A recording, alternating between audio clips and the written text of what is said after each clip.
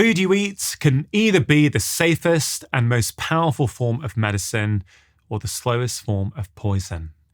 That's a phrase from Anne Wigmore. I think it absolutely stands true. I have seen tens of thousands of patients over 2 decades, and I have seen transformative changes, not just things like weight and type 2 diabetes, things like their mood, anxiety and depression, joint pain and skin health can be improved dramatically when we change the way that we eat. And that's the magic of food.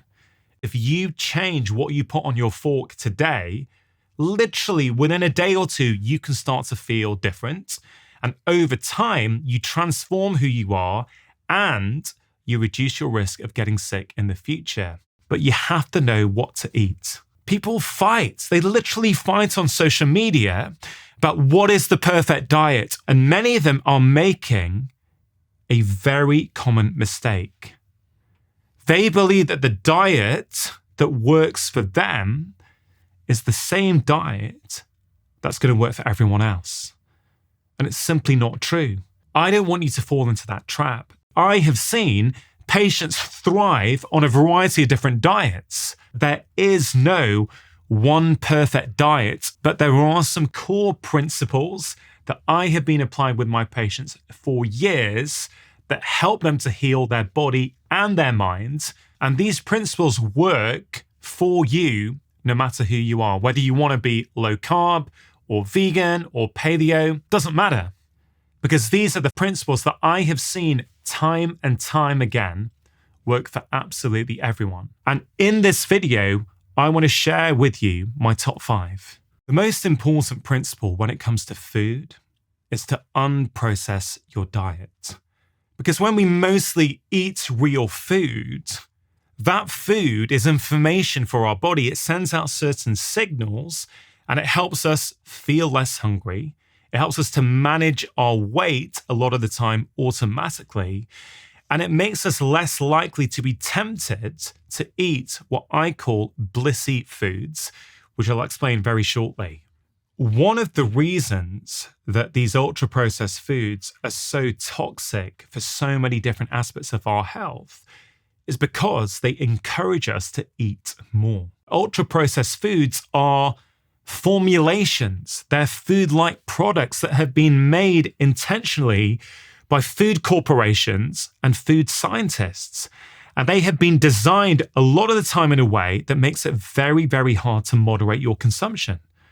Many of these foods, these are foods that I call blissy foods, right, have literally been designed to spike the bliss points in your brain, right? The absolute perfect combination of salt, sugar, and fat to prompt that reward signal in your brain, which makes you want to eat more. And it's all mediated through the neurochemical dopamine. And the more you consume foods like this, your body starts to release dopamine in anticipation of those foods. So even before you've eaten them, just the sight or smell of them can start to increase dopamine in your brain. That's actually one of the big problems with eating so many ultra-processed foods. It gets very hard to moderate our consumption, but you can absolutely change it when you start unprocessing your diet. Now, we have to understand that these ultra-processed foods didn't really exist in our food environment, let's say 100 years ago or so. They have been intentionally created, especially over the last 50 years, and the amount of them has rapidly increased. So for many of us, we don't even realize that the bulk of what we're eating is actually highly, highly processed. Here in the UK, where I live, ultra-processed foods make up 60% of the average diet. Now, that figure is higher in America, and in many countries around the world, it is rapidly increasing. Ultra-processed foods have been shown to be the leading cause of premature death all around the world. Now, to be completely accurate, in some countries, the leading cause is tobacco, but in many countries, it's now ultra-processed foods. At the very least, it's right up there with tobacco, so it should be something we take very, very seriously. Now, we know that the more of these UPFs that we're consuming, the higher our risk of certain disease states. And it's also important to understand that even if you are at what is considered a healthy weight, Well, eating ultra-processed foods still increases your risk of all kinds of things like type 2 diabetes, heart disease, dementia, anxiety, depression, inflammatory bowel disease, cancer, and eating disorders. So it's something we really needs to be taken seriously. Now, what I've learned over 2 decades of seeing tens of thousands of patients is asking my patients to mostly eat what I call real foods is perhaps one of the most important pieces of health advice I can give them. Now, what do I mean by that? Well, when I say eat real food, I mean try and eat food that's minimally processed, as close to its natural state as possible, and food that's instantly recognizable. So fish that looks like fish, meat that looks like meat, vegetables that look like vegetables, etc., etc. Because when we eat mostly unprocessed foods, it has huge benefits on so many aspects of our health and our physiology. Now, unfortunately, for many of us, the bulk of what we are consuming today are not these minimally processed foods. It's not real food. It's actually these ultra-processed foods. You can define ultra-processed foods in a variety of different ways, but one definition I quite like was from scientists writing in the journal Public Health Nutrition, and this is what they said. Ultra-processed food and drink products are not modified foods, but formulations mostly of cheap industrial sources of dietary energy and nutrients, plus additives using a series of processes, hence the term ultra-processed. Altogether, they are energy-dense, high in unhealthy types of fat, refined starches, free sugars and salt, and poor sources of protein, dietary fiber, and micronutrients. I mean, it's not great, is it? I mean, eating these kinds of foods over and over again are driving problems in how we feel in the short term, but also in the long term. And I've got to be honest here, I have had countless patients where I say, okay, there's a lot of different things going on here with your health, with the way you're feeling. But if I look at your diet, it mostly consists of ultra-processed foods. Would you be interested in a 2-week trial of just eating minimally processed foods? And a lot of them are up for it. And I think it's a very powerful thing to consider. If you have never done this before, I would highly recommend that you give it a go, because you may not know how good you could feel until you've done that. It's so common that when my patients do this, they say, oh, wow, I didn't know it was possible to have this much energy, this much vitality. My sleep is better. My relationships are better. I have more discipline. So many things happen. And I think because for many of us, we're eating so much poor quality food so regularly, we've forgotten if we ever even knew how good we could feel. So the truth is, unless we are aware of this and doing something about it, it's likely that the quality of our diet is going to deteriorate. And if we think about these ultra-processed foods, they are designed by food scientists to be irresistible, right? They're designed so that we can eat more of them. And there was a really good study done by Kevin Hall a few years ago, which really beautifully demonstrated this exact point. Now, in that study, people spent 2 weeks with unlimited access to highly processed, what I call blissy foods. And then they spent another 2 weeks, the same people, right? They had another 2 weeks where they had unlimited access to freshly cooked food made from whole ingredients. Now, what was interesting about this study is that both diets were matched to have the same amount of fat, sugar, salt, fiber, carbohydrates, and protein. Here's where it gets really interesting. When people were eating highly processed blissy foods, they ate on average around 500 calories extra per day compared to when they were eating minimally processed foods. Just remember, they had unlimited access, right? This wasn't calorie controlled. They could eat as much of this food as they wanted. And essentially, when it was unprocessed food, they ate 500 calories less than when it was highly processed.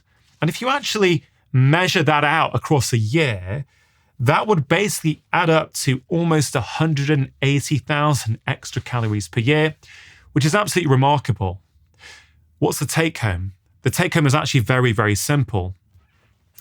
If you can unprocess your diet as much as possible, for most people, they're going to automatically eat less.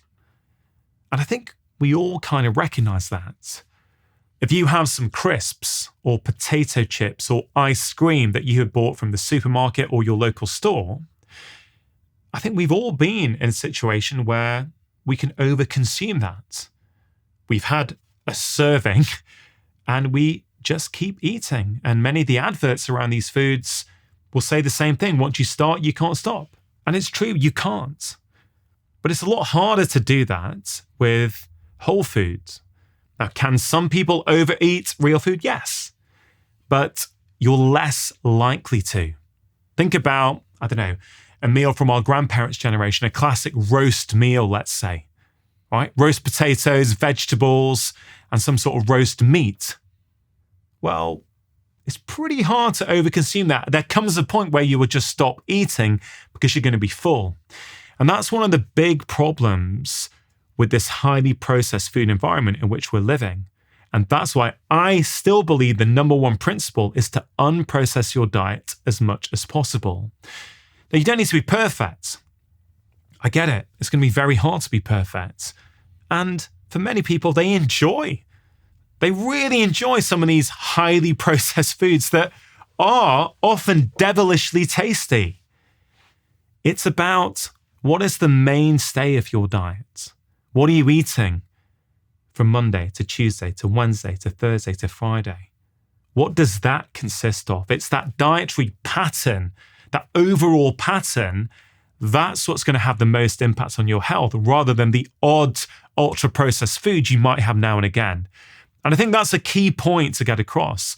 We're not looking for perfection here because perfection in the modern world, when it comes to our food intake, can be very, very hard.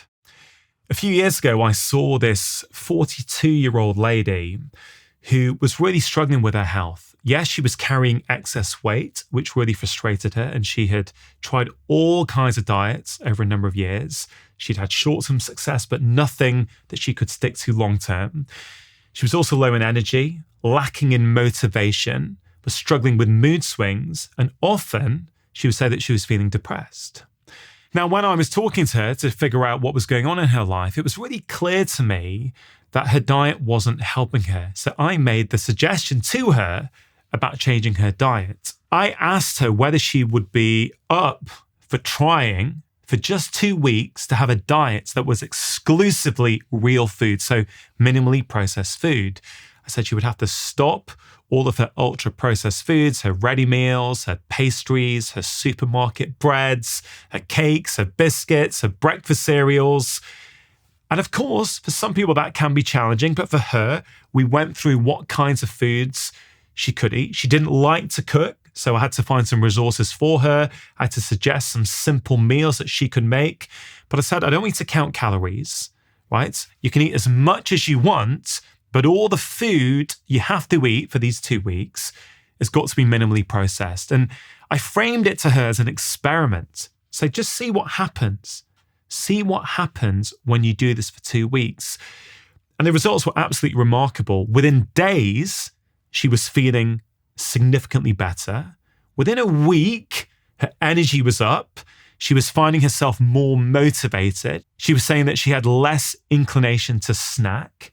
After about a month, she'd lost around 1 stone, which is about 14 pounds, which is a significant amount of weight, especially when you're not trying to lose weight. And I think 2 years later, when I saw her, she said to me she had never felt better. And she was mostly sticking to it, but not 100% of the time. And I think that's a pretty good place to get to. I think for many of us in the modern world, it's going to be very hard to stick to this 100% of the time. But this is just one case where moving to real food proved transformative. And I could give you another 50 case studies where I've seen that, if not more. I guess the big point I'm trying to make here, and why I think this is the most important principle to follow for your diet, is when you unprocess your diet, when you mostly eat real foods, you see an improvement in the health of your immune system, you lower levels of inflammation, you generally tend to eat less, you find it easier to not snack so much, and you often find improvements in things like sleep, energy, vitality, motivation, all because you are cutting back on the ultra-processed foods and increasing the amount of real foods. And if this sounds extreme to you, I just want you to think back 100 years. 100 years ago, most humans on the planet were mostly eating unprocessed foods because that's all that was available. In fact, for the bulk of our evolution, that is all that we ate. Now, one of the reasons that when we move our diets from being highly processed to minimally processed, one of the reasons why you see so many different things in the body get better is because of a process called inflammation. Now, you may have heard of the term inflammation, but I think it's worth just pausing here to explain what exactly I mean when I say inflammation in this context. I think we all recognize the importance of inflammation at certain times. So let's say you trip over and sprain your ankle. Okay, well, what happens? Well, you get a bit of pain, but your ankle becomes swollen, hot, and red. That's because of inflammation. That is a good thing because that inflammation is bringing all kinds of molecules from around your body to the site, your ankle, to help repair the damage. And over time, over a period of days to weeks, the damage gets repaired and the inflammation switches off. Right? So the inflammation served a role that was there to help you sort out your ankle. The kind of inflammation that's causing problems these days for so many of us is what we call chronic inflammation. And over the past few years, it's become very clear that chronic unresolved inflammation lies at the heart of many different chronic conditions that are afflicting so many people these days. Type 2 diabetes, dementia, heart disease, stroke, even many cases of depression are thought to be driven by chronic inflammation. And some of that chronic inflammation actually comes from your diet. So if we're consuming these highly processed foods regularly, the food comes into our gut, and in our gut, you may have heard before people say that 70% of our immune system cells live and reside in and around our gut. Right? Why would that be? Well, the gut is that interface between our bodies and the outside world. Food, in many ways, you can consider a foreign object that's coming into our bodies. And so your body has to make sure that what it lets in is okay to let in. That's why there's so many immune cells in our guts. And that's why if we consume too many ultra-processed foods too often, what happens is that those foods go into our gut, they interact with our immune system, and that can often cause inflammation. And if you're consuming those foods day in, day out, well, what happens is that you are stimulating that inflammation day in, day out. And that's why you have this chronic, unresolved inflammation going on in your body. Now, that is one of the main reasons why when people can and do make the change to an unprocessed diet as much as possible, they can see all these improvements, as I mentioned before. Joint pain, skin, weight, blood sugar going down, all kinds of things getting better because they're no longer driving that constant cycle of inflammation. I want to be really careful that I don't scare you here. Are ultra-processed foods in the quantities that many of us are consuming them a problem? Yes, absolutely. It's a problem we have to take seriously. But at the same time, you've got to understand that eating them now and again is probably not the big issue. It's when they become the mainstay of your diet. That is why the advice here is to unprocess your diet as much as you can. So how do you know if what you're eating is ultra-processed? Well, you have to become what I call a food detective. You have to start looking at food labels. And if you never have them before, I think you'll be surprised by what's on the labels of the things that you're putting inside your mouth. As a rule of thumb, I would say try to avoid any food products that contains more than 5 ingredients. It doesn't always hold true, but usually if you turn something over and look at the ingredient label and there's more than 5 ingredients there, it's a pretty good bet that it's a highly processed food. And common ultra-processed foods that many people are consuming are things like breakfast cereals. I mean, most of the breakfast cereals I see in my supermarkets are ultra-processed. And more worryingly, they are marketed as being healthy. There's also many of the supermarket breads that are not made in the traditional old-fashioned ways. It can be biscuits, pastries, crisps, ready meals. I mean, they're literally everywhere. But if you start looking at the ingredient labels, you'll start to pick them up straight away. And another way to think about this is to focus mostly on one ingredient foods. Most foods in nature, most foods that we buy in their natural form in our supermarkets, actually don't really have ingredient labels. Vegetables don't. I mean, a broccoli has got broccoli. It is broccoli, that's it. An avocado is an avocado. There aren't 4 or 5 ingredients because it's a whole natural food. Again, we're not looking for perfection. I just want you to start shifting your diet in this direction as much as you can. So have a think about the food that you're consuming at the moment. Is it mostly real food? Or is it mostly highly processed foods? Now, I do want to take a moment to acknowledge that for some people, this can be really challenging. Okay, depending on your income, depending on where you live in the world, depending on what you have access to, yeah, this is harder for some people than others. But as a doctor, I still need to be honest. I need to explain to you just how toxic these foods can be when consumed in the volumes in which we are consuming them. I have seen patients do remarkable things when given this information. So yes, I think there is a social issue here. I do think as a society, we need to make it easier for people to make these healthy choices. But at the same time, I think we should be empowering people and telling individuals and saying, hey, listen, even if you can make a 5 or 10% shift in this direction, you are going to improve your health immediately and lower your risk of getting sick in the future. So over the years, I've developed some top tips that I've seen work for patients, and I'm going to go through a few of them with you now. You don't have to stick to them all. Some of them are going to feel more relevant than others, but the more you can apply, I think the quicker and faster you'll find your health improves. Number 1, remove all the highly processed foods within your house as much as you can. It's a very simple but effective tip to use.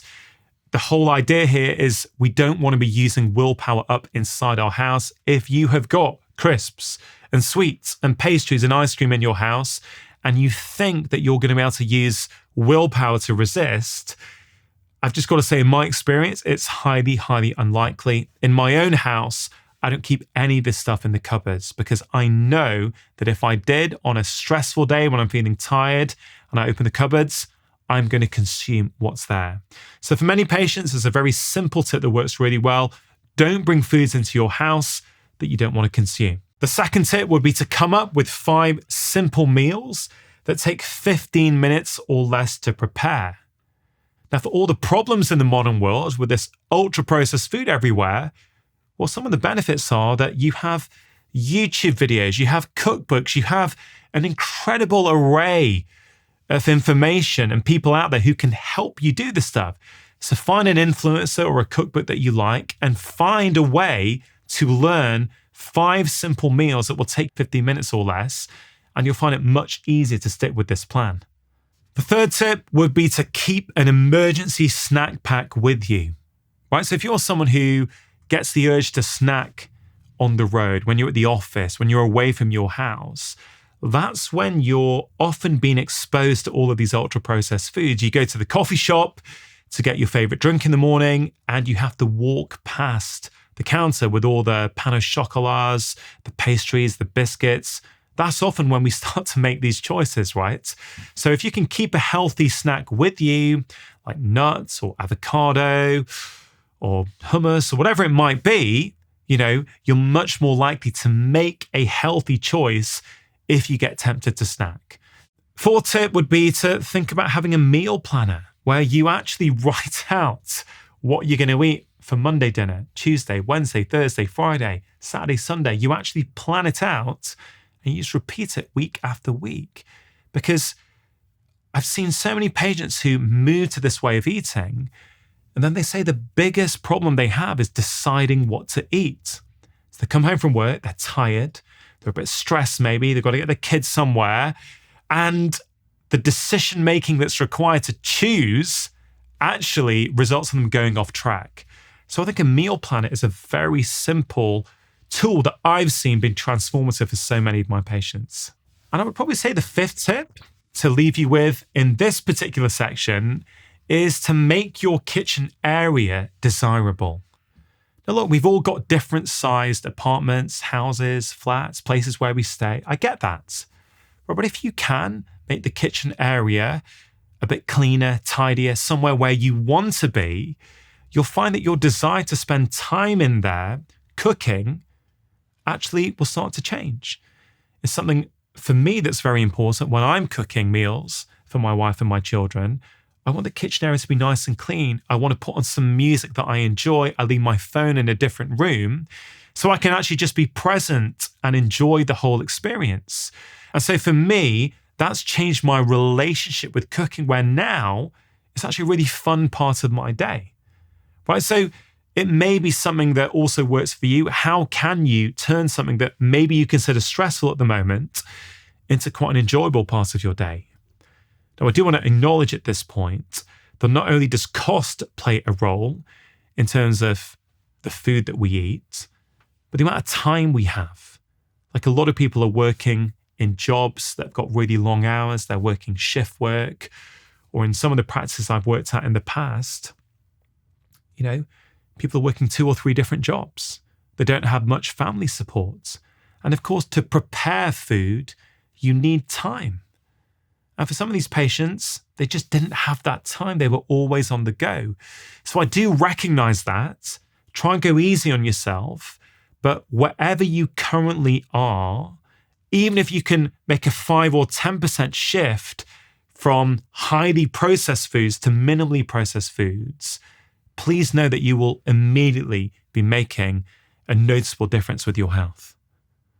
The second principle is to pay attention to sugar.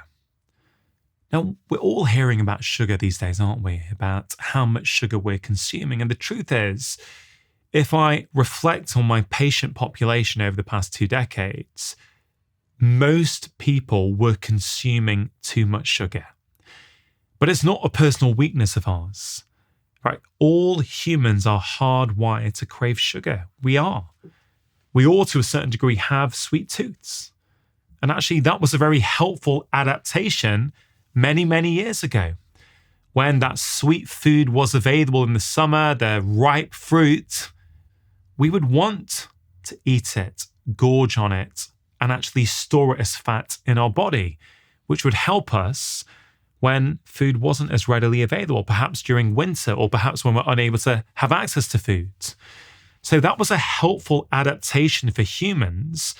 So please don't feel bad if you find that you've got a problem with sugar. Many people have issues with sugar in this modern food environment. Now, when you think about sugar, I want you to think about 2 things. I want you to think about added sugar, but also foods that are rapidly turned to sugar in your bloodstream. Well, let's start off with added sugar. Many of us are consuming too much added sugar. This is sugar that gets added to the food that we're eating. Now, it may be that you add sugar to your tea or your coffee, or when you're cooking something. Okay, that's added sugar. But often, it's added to the foods that we're consuming. So let's say you choose to eat meat. Well, I'd encourage you, next time you buy something, if it's pre-cooked, for example, I saw this recently, a chicken breast in my supermarket. It looks fresh and healthy and whole foods. And actually, if you turn it over and look at the ingredients label, you see that one of the first ingredients is sugar, right? So people are buying what they think is a chicken breast, but actually it's also got sugar within it. So unless you're aware of this, you start to increase the amount of sugar that you are consuming. Information is not enough to make change in your life. You have to take action. So to help you take action after watching this video, I've created a free nutrition guide for you. This contains the 5 most important practices I've seen in over 2 decades of seeing patients. They work for you no matter what your dietary preference. There's a step-by-step action plan to help you implement those changes in your life. If you want to receive that free guide right now, just click on the link in the description box below. So as I mentioned in the first principle, unprocess your diet, if you are going to dramatically improve your health and the food on your plate in the current food landscape, you really have to get good at looking at ingredient labels. Now, when it comes to sugar, there's many different names for sugar that get put on ingredient labels like glucose, dextrose, glucose syrup, cane sugar, glucose fructose syrup, molasses, cane juice, and rice syrup. I'm not saying to never have these foods. Again, like I mentioned with the first principle, this is about your overall pattern of eating. The truth is, for most of us, now and again, having a bit of sugar isn't really the fundamental problem. It's that we're consuming volumes of sugar that we've never consumed before and we're not even aware of. So the first thing I want you to think about is how much sugar are you adding to your diet? Can you reduce that? And how much added sugar is in the food products that you're buying? Now, the second here I wanted you to pay attention to is foods that are rapidly converted to sugar in your bloodstream. And what do I mean by that? Well, so let's say, for example, you buy some supermarket bread and you think, okay, there's no sugar added to this. Okay, so it doesn't have added sugar. But a lot of these ultra-processed food products are rapidly turned to sugar in your bloodstream. And this can cause a variety of different problems. So let's say, for example, you have something first thing in the morning, like a breakfast cereal. Many modern breakfast cereals spike your blood sugar in a huge way. You consume it. You think you've eaten enough to be full. What will happen is your blood sugar starts to go up, and 2 to 3 hours later, it starts to come down rapidly. Now, when it comes down rapidly, many things start to happen. You can start to feel hungry, shaky, irritable, tired, moody. And that's because blood sugar dropping rapidly is an alarm sign to your body. If you think about this through an evolutionary lens, your blood sugar dropping rapidly might have indicated that you're running out of food, right? So your body takes action to prompt you. You need to do something about it. So you have these symptoms that are expressed. It's your body trying to draw attention to this. And it's not just a hunger problem. When your blood sugar starts to drop rapidly, the stress hormones in your body also start to go up, like adrenaline, for example. And that can lead to a whole host of other symptoms, including mood issues. And this is one of the reasons why people will leave the house in the morning and say, well, I had a huge bowl of breakfast cereal. I was full when I left, but at 10 a.m. in the morning, I was ravenous.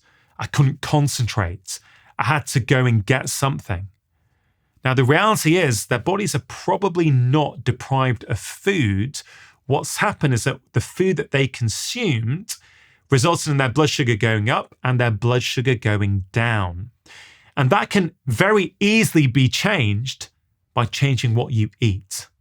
So what are these foods that tend to elevate our blood sugar rapidly? Well, it's usually a lot of these ultra-processed foods. It's the supermarket breads, the breakfast cereals, the biscuits, the pastries, the ready-made pizzas, the ready meals. It's usually these foods. Can some whole real foods do it? Yes, but generally not to the same degree. And again, I think we need to be really clear here. We're not looking for no fluctuations in our blood sugar. We're trying to get away from these rapid ones where there's a rapid correction in the body, which can lead to a lot of these symptoms, including low mood, depression, and anxiety. And the truth is, I've seen many patients, when I help them eat in a way that supports more stable blood sugar levels, and I'll explain in just a moment how we can do that, I have seen a whole variety of different symptoms get better, including depression, including mood problems. So how do you know if this might be an issue that's affecting you? Well, it could be that you feel really hungry in between meals. It could be that you feel irritable or shaky mid-morning, or your concentration starts to go down, or you're getting these things in the afternoon. That's classic afternoon slump, 1 or 2 hours after your lunch. Or it could be that you are overly reliant on things like caffeine and sugar to get you through between meals. Now, those symptoms can be related to other things in the body, but at the same time, if you've got one or more of them, it may well indicate that you are living on this blood sugar roller coaster, which can have problems in the short term and in the long term. So if we just zoom out for a minute, I'm talking here about added sugar and foods that are quickly turned to sugar in your bloodstream. Both of them, if they go on for too long, can be problematic for a variety of different reasons. Too much added sugar in your diet can affect your dental health, your weight, make you tired, increase your cravings. And if you're constantly having these blood sugar fluctuations, the downstream effects can be absolutely profound. Like in the short term, it can be hard to control how much you eat. You're feeling tired, hungry, you're irritable, your mood's up and down. It affects your work performance, all kinds of things we see, okay?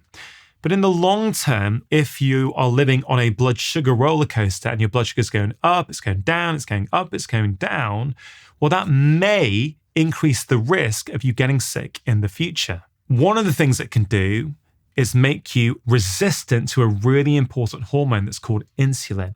Now, insulin does many different things in the body, but one of its main roles is to try and keep your blood sugar tightly controlled, keep it within its normal range. So let's say you have that breakfast cereal in the morning. Your blood sugar starts to go up. So what happens is your body will release insulin, and insulin's job is to bring that blood sugar down by taking it out of your bloodstream and usually storing it as fat. If you keep repeating this behavior day in, day out, for weeks, for months, for years, what happens is your body needs more and more insulin to do the same job. Why? Because your body develops what we call insulin resistance. Okay, your body is trying to respond to what's going on. It makes you resistant to that hormone, so you need more and more of it to do the same job. You can perhaps compare this to something like alcohol. Right? If you've never consumed any alcohol before in your life, and you have a few sips of wine, let's say, you're going to feel tipsy and drunk very, very quickly. But if you drink alcohol regularly and you become more accustomed to it, what happens? You develop a bit of a resistance, okay? It takes more and more alcohol for you to get the same effect. Your body is responding to the signals you're giving it. And it's quite similar with the food that we're eating and insulin. If you're constantly eating foods that push your blood sugar up rapidly, and just to be clear, from the whole foods that I mentioned in the first principle, you don't typically get these rapid blood sugar spikes. You only tend to get them with these modern ultra-processed foods. Well, you're going to be putting a lot of strain on this insulin system in order to bring that blood sugar back down. Now, here's the thing. Ultimately, that can lead to type 2 diabetes for sure, because type 2 diabetes is when your body can no longer keep your blood sugar under control. So it keeps pushing out the insulin, but there's been so much damage done that it can't bring it down anymore. But even if you don't have type 2 diabetes, if you have chronically elevated levels of the hormone insulin, which many of us do, even that can cause problems. It can predispose us to obesity, levels of something called VLDL, a particularly harmful type of cholesterol, can start to go up. Your blood pressure can start to go up because of fluid retention. Your risk of breast cancer can start to go up. And in women, your testosterone can start to go up. And that can be associated with the development of conditions such as polycystic ovaries.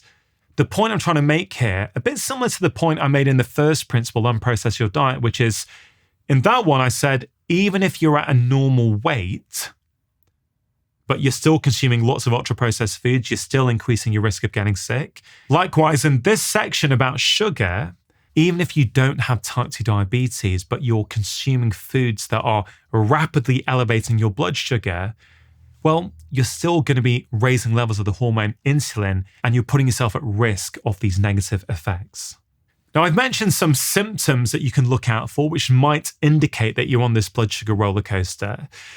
But what is there in terms of technology that can help us? Well, you may have heard of something called a CGM, a continuous glucose monitor. These have been used for many years with type 1 diabetics and some patients with type 2 diabetes to help them manage their blood sugar. For a type 1 diabetic, for example, knowing in real time what's happening to your blood sugar can help you dose insulin correctly, which of course can be really helpful. But we're now seeing that people without diabetes, type 1 or type 2, we're seeing people who just want to look after themselves and optimize their health. We're seeing that CGMs can, for some people, have a very powerful impact here. And I've got to be honest, I genuinely believe that CGMs, when used responsibly, can provide some incredibly useful information. So I, for example, would be considered someone at a normal, healthy weight, but I will tend to wear a CGM maybe once every 3 months for 2 weeks. I put it on and it helps me in real time see what different foods and different combinations are doing to my own blood sugar. And it's helped me change things for the better. And what's really interesting for me is that I already know the principles of healthy eating, yet despite knowing those principles, understanding how certain foods for me affect my blood sugar has helped me tweak things. And then if you do ever use a CGM, you'll find that you and your partner or your friends can often have quite a different response to the same food. We're all different. We're all completely different. We all respond to foods in different ways. And the more we can really understand that and own that, the more likely it is that we're going to find the right way of eating for us. Now, to be really clear, I don't think everyone around the world has access to a CGM. For some people, there will be a cost implication or you can't get your doctor to prescribe it in the country that you live. There are many commercial providers now offering this. But if you can't afford it, then that's completely fine. If you start to pay attention to how you feel, you'll often discover a lot of this information from just seeing how do you feel 2 or 3 hours after a meal. Does that change when you change the types of food that you're eating? And one of the best ways for all of us to stabilize our blood sugar more is to focus on protein and healthy fats. It's generally these refined grains that make up so much of the modern diet that are causing these rapid blood sugar fluctuations. But when you eat foods, let's say for breakfast, let's say eggs and avocado, for example, if you eat eggs, that will generally, for most people, keep your blood sugar quite stable in comparison to breakfast cereals. And one of the recommendations I often make with my patients is to eat dinner for breakfast. And why do I do that? Well, it all stemmed from this one patient who I saw a few years ago who was really struggling. He came to see me. He was in his 40s. He said that he had a spare tire around his waist, which he was keen to get rid of, that he wasn't able to shift. And he was a bit confused because he was pretty healthy by his admission. And when I looked into what he was eating, it was pretty clear to me that he wasn't in control of his diet. His blood sugar was. He'd start each morning with what he thought was a healthy breakfast granola, but he'd feel hungry mid-morning. His concentration would go. He'd feel an urge to snack. And I asked him what he liked eating in the evening. Because he was vegetarian, it would often be things like goat's cheese with roasted vegetables like courgettes and peppers.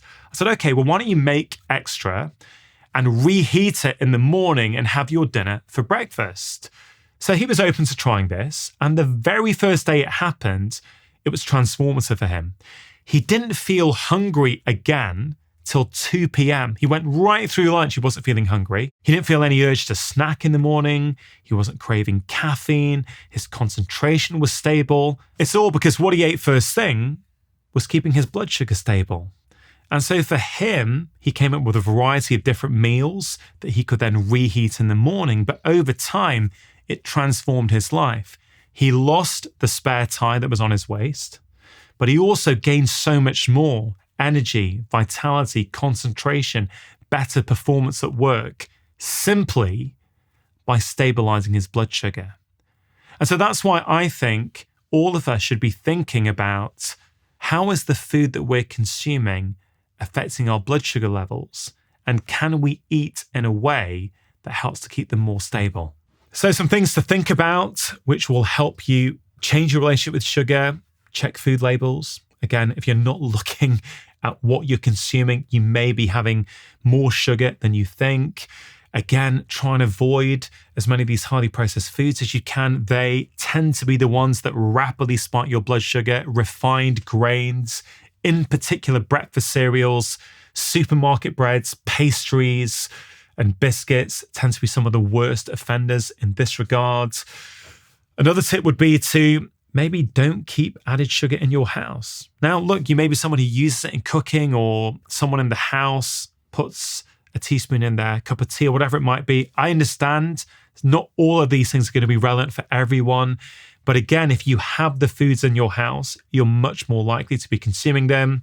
Do try having your dinner for breakfast. For many patients, this is pretty transformative. We've already mentioned goat's cheese and roast vegetables, which work for one of my patients. But you can think about eggs and avocado, a leftover roast dinner. If you're vegan and are having dal and brown rice in the evening, lentils and brown rice, you can try having that in the morning. But again, with all this stuff, it's about experimenting. Pay attention to how you feel. See what happens when you swap out your breakfast cereal for some of these healthy whole food meals. And I guess the last few tips here are related to added sugar. If you are thinking at this point that you are consuming way too much added sugar and you want to go cold turkey, like some patients like to do, you can do it this way, but just be aware you can feel tired. You can have mood swings. It can be quite hard, so be careful when you're going to do this. And if you are going to do it, maybe avoid social engagements for a couple of weeks if you can to make it easier for you. But also you need a strategy for when you are craving that sugar. There's so many different strategies that can work. A couple of pieces of dark chocolate can sometimes be good. Having some nuts can sometimes help.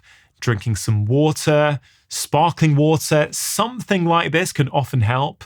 And sometimes even just changing your room, right? Going to a different room, going for a walk, doing some deep breathing can actually change the power of that craving.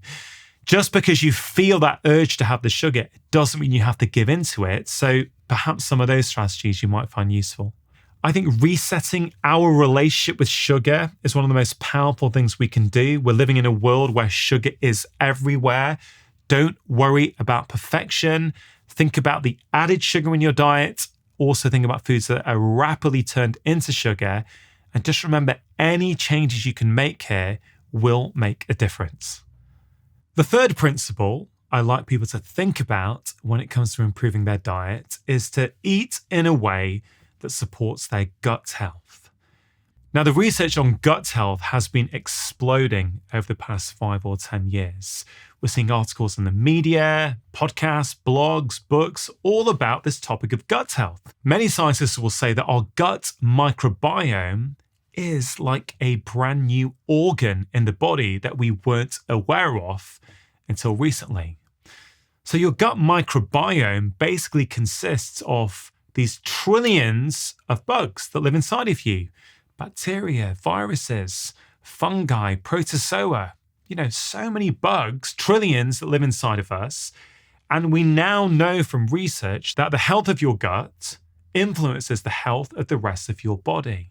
And there are some really strong correlations between a healthy gut microbiome and your weight, your mood, your risk of type 2 diabetes, even things like depression or Alzheimer's or rheumatoid arthritis or skin problems can be related to the health of our gut bugs. So as things stand today, we think that an ideal microbiome is a diverse one. So lots of different species of bugs that live in harmony with each other. Now, for all that we know, there's absolutely a lot that we don't know. And so I think we need to be careful when interpreting this research. But one way that you can think about this is just as in a factory, if If you had a factory, you had different departments, and in each different department, there were different amounts of staff. They all have different roles. And if all the departments are working well, the factory runs well. Well, your gut microbiome is a bit like that. You can think of your gut bugs a bit like a factory. There's different departments, there's different staff. Some are responsible for making chemicals like serotonin, some help you make vitamins, etc., etc. And if you eat in a way that supports those gut bugs, they in turn help support your health. Now, as things stand today, we believe a healthy microbiome to be a diverse microbiome. So, for example, when we study a modern hunter-gatherer tribe like the Hadza in Tanzania, who are still living in ways that are comparable to how their ancestors lived, we see that the diversity in their gut microbiome is significantly greater than in modern, Western, urbanized populations. In fact, some studies suggest that we may have lost over 50% of our diversity. So our ancestors had a hugely robust and diverse microbiome. Many of us have a much sparser one where we've lost a lot of that diversity. And some scientists believe that that loss of diversity is one of the main reasons why we are struggling so much today with allergies, intolerances, autoimmune illness, and growing rates of chronic disease. So I think in this field over the coming years, we're going to see a lot of new research and developments. But I guess the question is, what can we do today? How can we eat in a way that supports our gut health using the best available evidence? Well, I think there's many ways to do this. So I want to share with you some simple things that we can do that are immediately going to improve the health of our gut bugs. The first one is to eat more plants. And the reason we say that is because your gut bugs like to feed on plant fiber. They eat the fiber in those plants, and they make something called short-chain fatty acids, which are these really powerful chemicals that can have a positive impact on your immune system and on levels of inflammation. And most people in the gut health field would encourage you to have a diverse range of plants. For many years, I've recommended that my patients try to have 5 different colored vegetables a day if they can. And my rationale for that advice was that the different colors represent different phytochemicals which have a different impact on your body. For example, red plants like tomatoes contain lycopene, which can help reduce our risk of cancer and heart disease. Orange plants can often contain beta-carotene, which can help promote healthy vision, and the list goes on. So focusing on having 5 different colors a day means that you're likely to be getting this range of phytochemicals, which is going to have a range of different benefits for your health. Another way to improve your gut health is to focus on prebiotic fiber. Okay, so these are plant foods that are rich in a type of fiber called prebiotic fiber, which is basically the fiber that your gut bugs consume. And there was a recent study from San Jose State University that ranked the top 5 foods when it comes to the amount of prebiotics they contain: leeks, garlic, onions, Jerusalem artichokes, and dandelion greens. And what I really love about that study is that most of those foods are really cheap and widely available. So that's another strategy you might want to bring into your life. Sorry to interrupt. To make sure you are taking action after watching this video, I have created a free special guide to help you improve your sleep and reduce fatigue. Now, in my clinical experience, most people who are struggling to sleep are doing something unconsciously in their day-to-day life that is negatively impacting their ability to sleep at night. So in this free guide, I share with you 5 of my very top tips that I have seen transform the lives of many of my patients. So if you want to get hold of this guide, all you have to do is click on the link in the description box below. I think it's really important to mention those first 2 strategies I mentioned that can work for some people to improve their gut health, having 5 different colored plants per day or increasing the amount of prebiotic fiber in your diet. They don't work for everyone. And I think this is something that's not commonly spoken about in the conversation around gut health. Some people just can't do this. They get bloating, abdominal discomfort. They don't feel good when they eat in this way, when they start introducing more plants into their diet. And sure, sometimes it may be because the introduction was too rapid. And if people slowed down and did it more gradually, they'd be able to tolerate that. Sure, that is the case sometimes. But often, even with a slow, gradual introduction, people can often still struggle. So if they work for you and you're able to, great. But if they're not, please don't worry. There are other things that you can do. So the next tip to eat in a way to support your gut health is to increase the amount of fermented foods in your diet. We know that fermented foods help to support our gut health. This could be sauerkraut, kimchi, kefir, kombucha. All of these are fermented products that we know from studies can improve the health of our gut bugs. And some people who can't tolerate an increase in plants often find that fermented foods are really, really helpful. Now, I will say, as wellness becomes more popular around the world, it can actually be quite expensive to buy some of these fermented foods, but a lot of them can be made at home very easily and very cheaply. So if that is something that's of interest to you, please do look around, whether it's books or YouTube videos. There's many resources out there. But I do think that for many of us, increasing the amount of fermented foods in our diet can prove really, really helpful. The next thing you can think about when it comes to improving your gut health is to eat foods containing probiotic bacteria. The most common food would be some live yogurt, for example, which contains bacteria, live bacteria, which would then go into your gut. Just be careful if you're buying foods like this, look at the ingredient labels, make sure that there's nothing that you wouldn't want in your body being added, like sugar, for example. And of course, if you have allergies or intolerances, you need to be a bit careful here. But there are sheep's yogurt products and goat's yogurt products out there for those of you who struggle with cow's milk. And of course, we could consider probiotic supplements. Broadly speaking, I think probiotic supplements can be helpful for some people. I've certainly used them to good effect in my practice over a number of years. The problem is that there's such a wide variety available out there now that it's very hard to know which is the high quality products and which one isn't. So if you're interested in going down that route, it's always good to talk to a qualified healthcare professional who can advise you. And I think a really important point to make about gut health is that if you do the first two things that I've asked you to do, which is to unprocess your diet and reset your relationship with sugar, you immediately start to improve your gut health, even if you do nothing else. That is the big thing.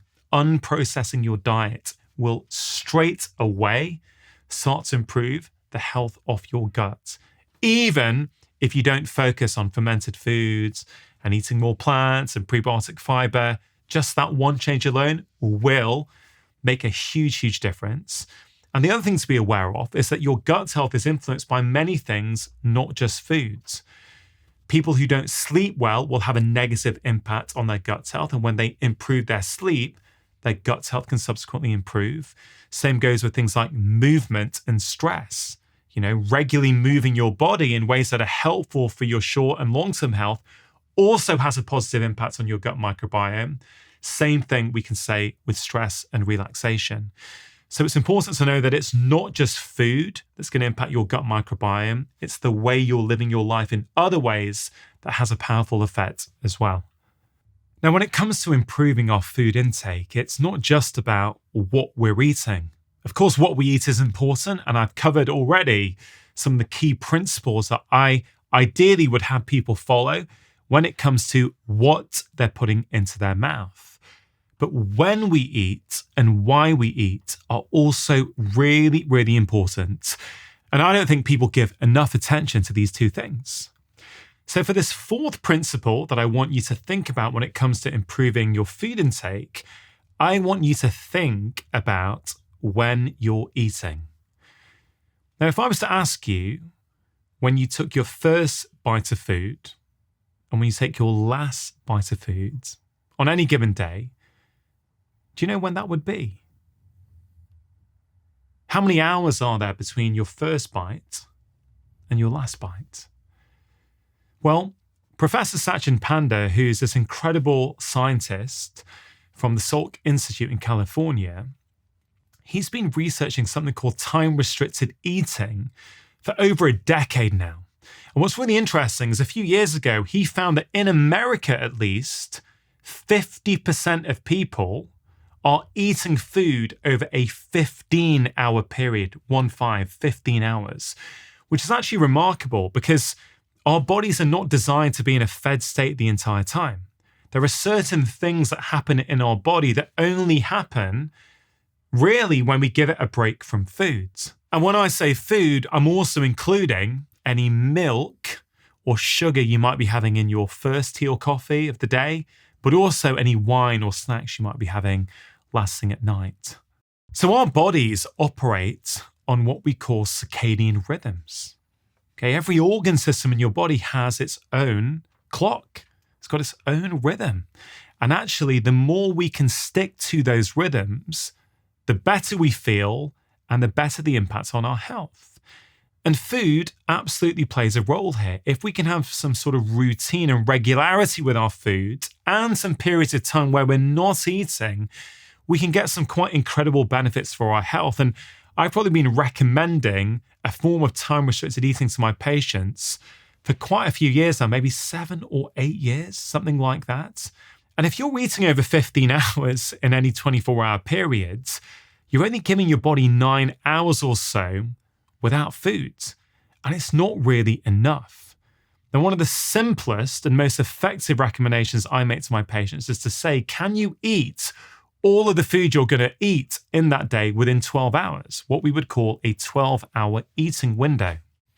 And that would be, let's say you have your breakfast at 8 a.m., but you finish your dinner by 8 p.m. or 7 till 7 or 9 till 9, whatever works for you and your lifestyle. Outside that eating window, you can have black tea or black coffee. Herbal teas, water, sparkling water are all completely fine, and they don't count as foods. And I have seen just incredible benefits when patients who are eating in eating windows more than 12 hours, they move down to 12 hours. I've seen people lose weight, improve their blood sugar control, improve immune system function, improve their energy, their sleep, and often I've seen symptoms of IBS, irritable bowel syndrome, get significantly better as well.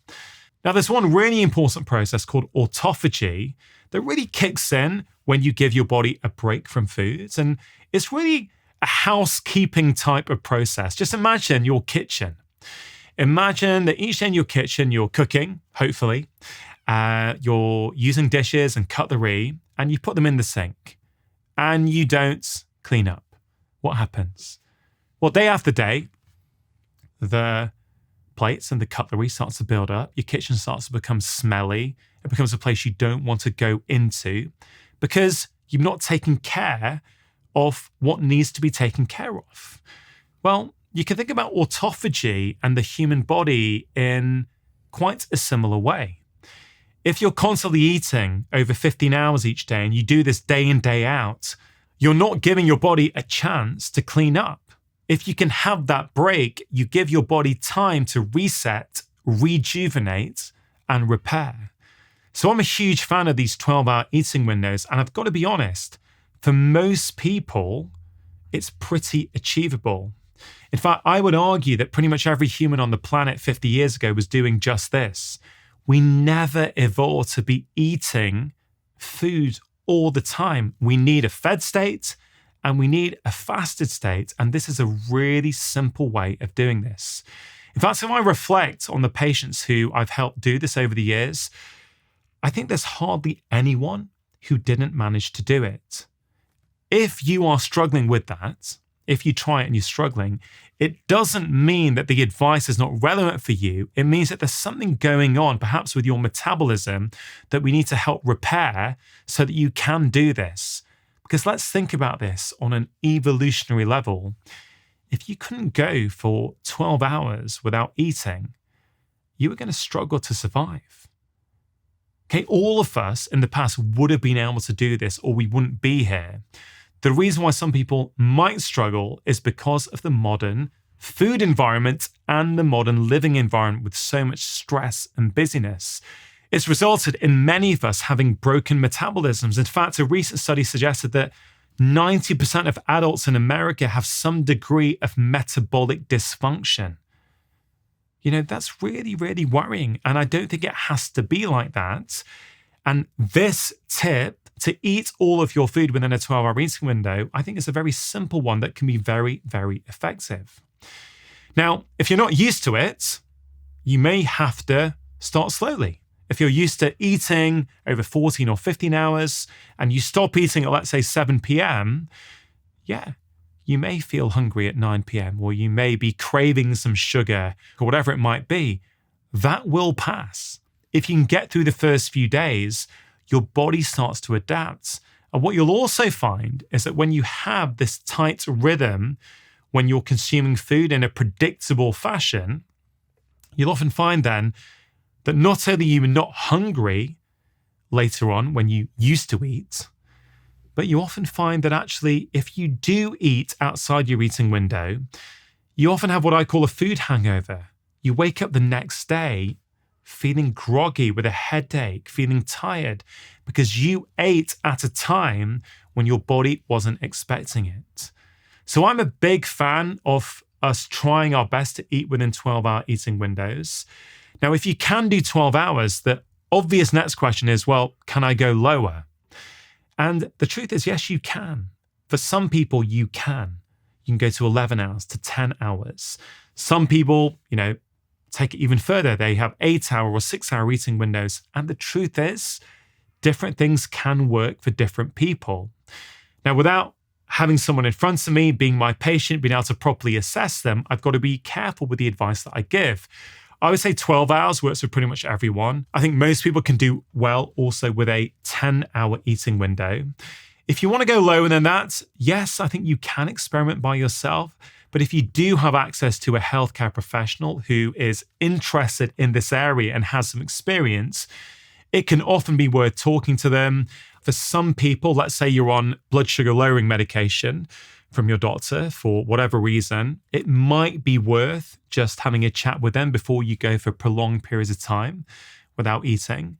But I'll be honest, I've got lots of patients with type 2 diabetes who have used 12-hour or even 10-hour eating windows to really, really good effect. But do check with your doctor if you're concerned and you're on one of these blood sugar lowering medications. I know sometimes for some women, if they're having hormonal issues, this has to be carefully managed. But again, we don't need to get too worried, I think, about simple things like trying to eat all of our food within 12 hours or even 10 hours. It's a pretty safe recommendation for most people. So if you are interested in trying this and you live with other people, let's say a family or flatmates or friends, it's often good to try and do it with other people. Then you do it together. It helps give you support. Be aware that for the first few days, it may take a bit of time to get used to. Don't worry too much about the times. Find a time that works for you and your lifestyle. Now, as it happens, there is quite a lot of research suggesting that eating earlier in the day is better for our circadian rhythms and our overall health. And if you do eat too late, near bedtime, it can impact negatively the quality of your sleep. But again, these are fine-tuning things that we can bring in once you brought it into your life. And if, for example, you work night shifts, I know many people are working shifts. If you work night shifts, let's say you're doing an 8 till 8 p.m. till 8 a.m., well, one way you could put this into practice is to have a big meal before you start your evening shift, let's say at 7:30 p.m., and make sure you take something to work with you so you finish consuming any food before 7:30 a.m. And I've seen that when night shift workers do this, it can help them with many aspects of their health, but also help them switch off and sleep during the day. The fifth and final principle that I want you to have a think about when it comes to food is why you eat. This is really important. We can talk about what we're eating. We can talk about when we're eating. But the truth is, many of us know the basics of that. Many of us know, broadly speaking, what health-promoting foods look like. Yet, we still find ourselves on the sofa in the evening consuming ice cream or sugar. We know we're trying not to, but we still find ourselves there. And I think this is something that we don't speak enough about in the context of foods. Why are we eating? And the truth is that we used to eat to fill a hole in our stomachs. But these days, we often eat to fill a hole in our hearts. We're not actually physically hungry, we're emotionally hungry. And if you are really going to change your relationship with food, you really need to understand what are your drivers for eating. When is it that you go off plan? When is it that you get stuck on the sofa eating a box of chocolates or biscuits that you don't ideally want to be consuming? Now, this is not about guilt or shame. Not at all. This is about understanding. This is about you understanding why you make certain choices. We all do. I've been there before. I have used sugar before to help me manage stress. And the truth is that stress is endemic in modern society. The World Health Organization calls stress the health epidemic of the 21st century. There's plenty of scientific research suggesting that 80 to 90% of what a doctor like me sees in any given day is in some way related to stress, because stress affects every single organ system of the body. And there was a report in America a few years ago which found that 79% of us alter our food intake when we're under stress. 43% of people ate too much, whilst 36% of us ate too little. That's quite remarkable, isn't it? What happens with you? When you're feeling stressed or you're under a lot of stress, do you eat more or do you eat less? Of course, for some of us, it makes no difference, but that report shows that most of us, nearly 80% of us, we do change our food intake when we're stressed. I've not really spoken much about the relationship between sleep and food intake, but we know that if you're chronically sleep deprived, you eat more. There's some research showing that if you're sleeping maybe 5.5 hours per night compared to 7.5 hours, on average, you eat 22% more calories the following day just from sleep deprivation. So for so many of my patients who are trying to lose excess weight, the way I helped them was not by changing their food intake, it was by helping them get better sleep. Because when you sleep better, and I appreciate for some people it can be tricky, you change hormone levels in your body. For example, leptin and ghrelin. Leptin is a hormone that signals fullness. Ghrelin is a hormone that signals hunger. We know that when you haven't slept well, ghrelin goes up. You feel more hungry, and leptin goes down. You feel less full. Hence, you eat more calories. So again, these things, stress, sleep, emotions, are all things that we need to think about if we want to change our food intake for good. Because the truth is, anyone can follow a diet or new eating plan for 2 or 3 weeks. Most people can do that. They can use willpower, they can just push through. But that's not what most people are looking for. Most people are looking for sustainable change, changes that they can sustain in the long term. And that's why it's important that you find the right eating plan for you that's going to work for your taste, your preferences, your desires, the right eating plan for your lifestyle, but also understanding what drives you to eat in the first place. Now, I created an exercise that I call the Freedom Exercise a few years ago to help patients of mine who were really struggling with eating things that they knew they didn't want to eat. And the exercise comprises the 3 Fs, which I'm going to go through. The underlying idea behind this exercise is that all behaviors in life serve a role. Everything we do, there's a purpose to it.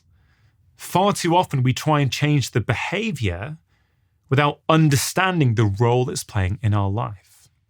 So let's go through that classic example of sitting on the sofa in the evening and somehow being stuck with some ice cream that we said we didn't want to consume.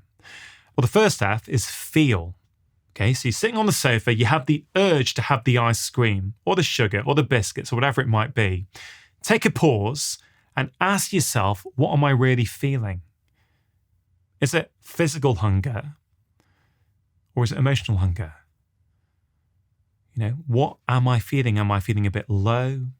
Have I just had a row with my partner and I don't feel good? Has the kids' bedtime taken a bit longer than usual? Have I spent all day on Zoom calls? So I feel a bit yucky because I've not been outside. What is it? Just pay attention for a second. What is it that you're really feeling? Then if you want, go ahead and eat it. Fine. You're just trying to build up that self-awareness. Then the next time it happens, okay, you do the first F again, but then you go to the second F.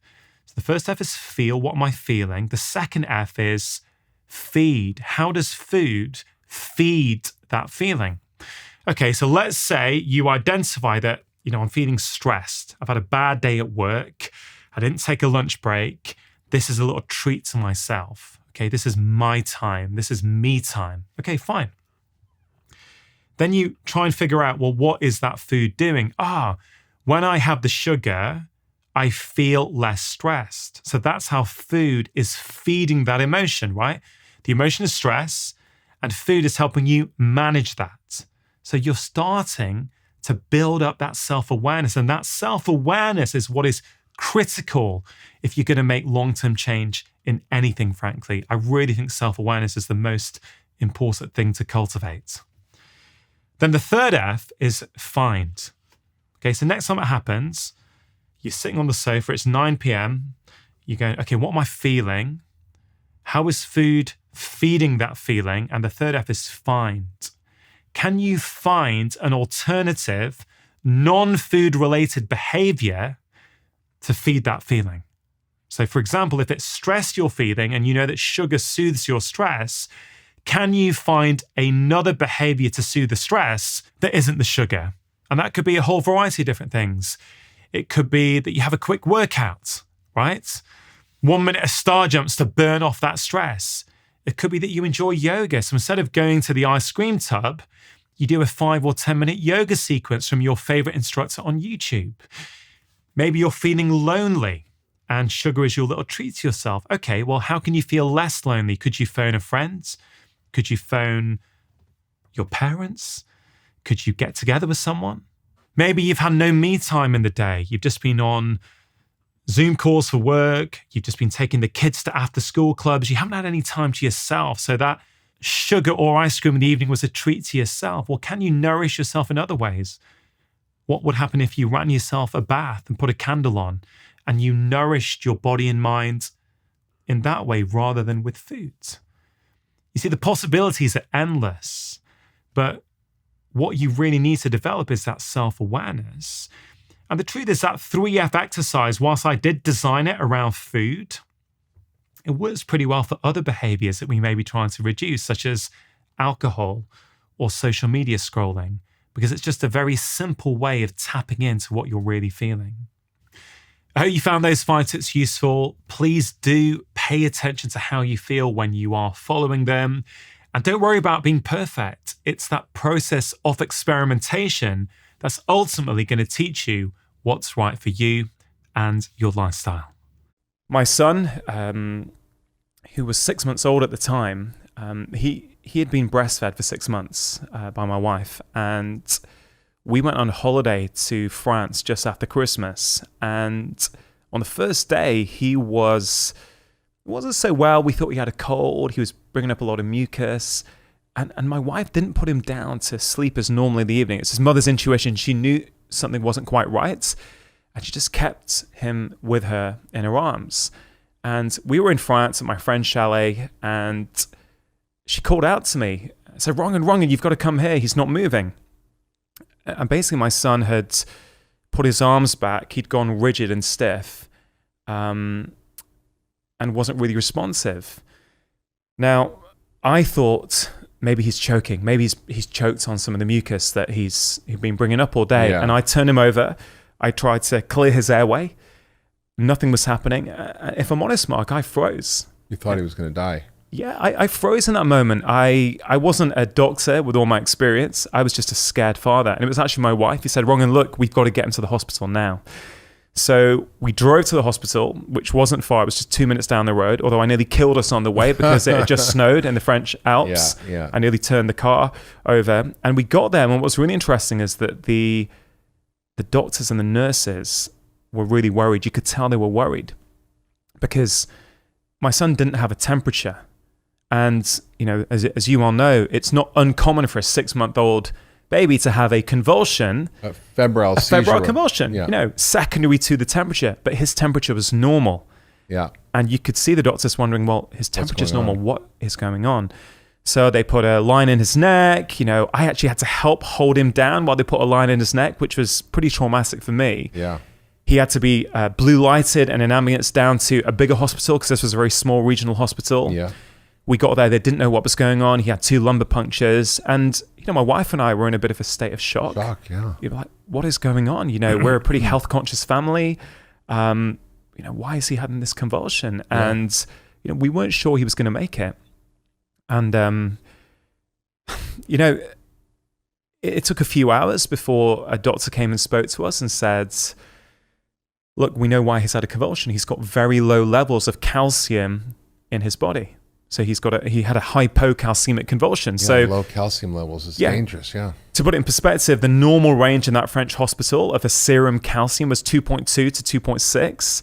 His level was 0.97. Wow. So not just low. And for those non-doctors in the audience, calcium is super tightly regulated in the body. So any slight deviation is very serious. A little high, a little low. And this is very low. Yeah. And then we're trying to figure out, well, okay, he's got a low calcium. They can give him intravenous calcium. But what caused the low calcium? And clearly he was getting breast milk, so he was getting a lot of calcium. Yeah, exactly. Right? And it turned out a few hours later, after these lumbar punctures, and, you know, I just couldn't believe that this was going on with my kids. And they said, look, Dr. Chatterjee, we understand why he's had his convulsion. He's got hardly any levels of vitamin D in his body. Good for them for testing it. Yeah.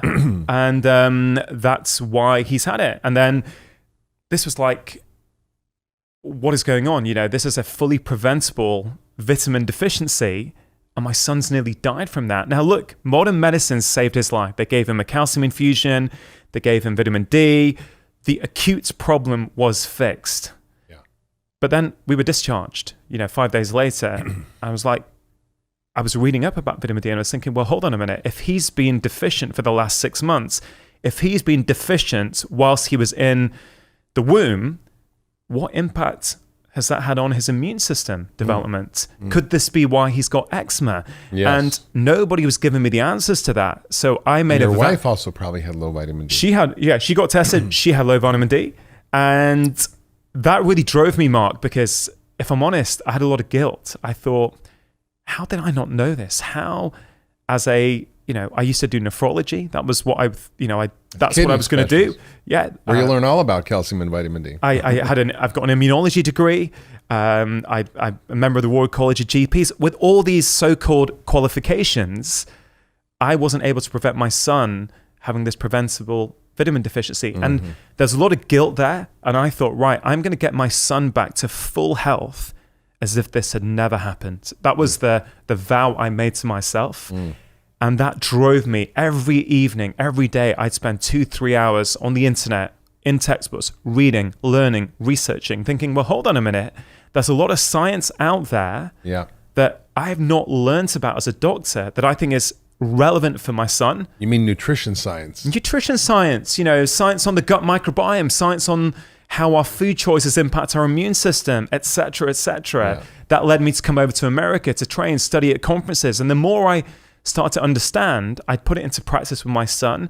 He starts to get better. I start to apply these principles with myself, with my wife, with my family. We start to feel better. Then I start applying those same principles with my patients. They're starting to feel better. And I think, well, hold on a minute. Everybody's feeling better. It's pretty awesome. Yeah. And I've got to say that, yes, my son was the trigger for me. But I used to feel guilty about that, Mark. For years, I think I had this guilt, and I'm starting to let go of that because I think that helps me be the best father I can be. But now I think it was a gift what happened to my son, because had he not got sick, I'm not sure I would be doing what I'm doing now. No. Yeah, often many of us who are in this field has some crisis with ourselves or family member where we wake up and we go, okay, wait a minute. What we learned in medical school isn't the whole story. That we missed a whole lot about how to create a healthy human. None of us took a class called Creating Healthy Human 101 in medical school. And yet that is the most essential thing that we need to figure out so we can live healthy, vibrant, long lives. And most of the diseases we see today are actually the result of our environment affecting us, whether it's our diet or stress or toxins, infections. These are things that we can actually modify. And that's why, I'm so excited about your new book, which is The Stress Solution. The truth is that you can't avoid stress. Stress is just a part of life. And the question is, how do you define stress? How do you relate to stress? How do you interact with it in a way that doesn't control you or affect you in the way that it could? I learned that the stress is defined as the perception of a real or imagined threat to your body or your ego. So it could be a lion chasing you. That's a real threat to your body. Or it could be you think your spouse is having an affair, even if they're not. Your body has the same response as if it's being chased by a tiger or a lion. And I think we don't in our society have mechanisms or systems for addressing that. And not only do we not have systems, but we are exposed to chronic, unremitting stress. Day in, day out, minute to minute, from the minute we wake up to the minute we go to sleep. And we haven't any structures in our society for really managing that. And most cultures have had ritual, have had prayer, have had, ceremony, have had meditation, have had various kinds of rituals that take a pause in life to stop and to reset and to reconnect with what matters. And we just don't do that. So what inspired you to sort of write this book and deal with this big, often addressed epidemic of chronic stress? Yeah, Mark, I think in my first book, How to Make Disease Disappear, I spoke about what I consider to be the 4 sort of pillars of health, as it were, the 4 things that I think have the most impact on our health, but also we've got a fair degree of control over: food, movement, which we've been talking about for years, but equally important, sleep and relaxation. Yeah.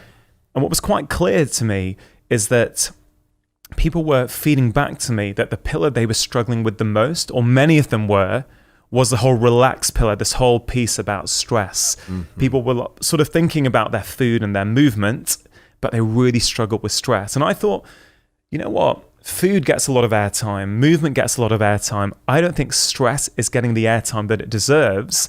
And that's why I thought, well, I'm going to write a book on stress to really elevate it in terms of our consciousness, in terms of what we're thinking about. And you mentioned in the introduction, the World Health Organization, right now, if you go on their website, will say that stress is the health epidemic of the 21st century. Now, that's an alarming statement. The health epidemic, wow. Yeah, I mean, that's incredible. And then I might fight a little bit with that. I think food problem is a big one. Well, right up there. It's right up there. Well, I think stress and food is linked, actually, because actually our diet, you probably know this, but our diet, if it's bad, causes physiologic stress. So when you eat sugar and crap, it actually raises your cortisol and stress hormones. 100%. Even if you're not mentally stressed, it makes you physically stressed. Well, a lot of these things actually, as you know, Mark, work both ways. So yeah, the poor dietary choices can send stress signals up to your brain. Good food choices can send calm signals up to your brain. Or this is all to do with the gut-brain axis, which you've written about before, I've written about in this book. But also, I would say it works both ways. So if you are chronically stressed, it's quite hard to make those good, healthy food choices. Yeah. And let's take January in the UK and the US. Every January, people are trying to get healthy, right? I'm going to reduce my sugar intake this year. I'm going to cut out alcohol this year. But here's the problem I've seen is that people can use willpower for a week, for 2 weeks, maybe 3 weeks. But if the sugar or the alcohol was being used to help them soothe the stresses in their life, they're never going to maintain it long term. So I agree food is a big problem. But I found with some patients, addressing their stress levels means they feel less of a need to, to binge on sugar because they're not feeling as stressed. If you're happy, you're not going to eat that bag of Chips Ahoy cookies. Yeah, because a lot of our food choices are dictated by our emotions, and if we're feeling down, if we're feeling stressed, if we feel we've got too much on, actually that sugary chocolate bar or that bag of chips actually helps us feel good in that moment. So short-term benefit, but long-term harm. But the other thing, it was interesting. Last night, I went out. I recorded my public television show for my new book, and it was a very intense day. And I've been really, sort of under a fair bit of pressure writing the script and getting it all done and performing it and rehearsing it. It's a big production. Sure.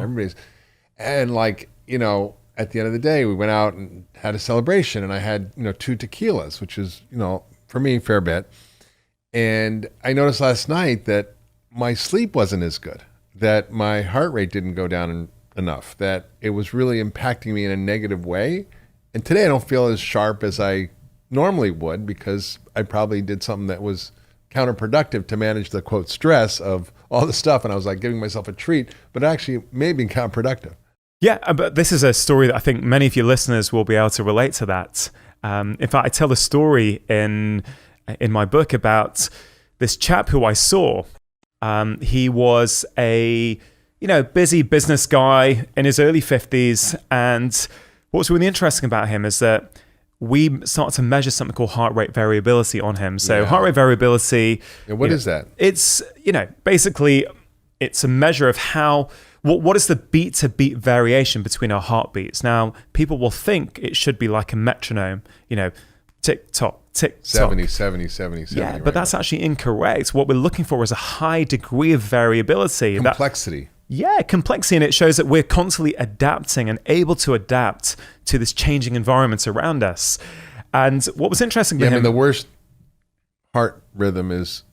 got no variability. It's a flat line. Yeah. So a low heart rate variability is actually indicative that we've got high stress levels in our body. Yes.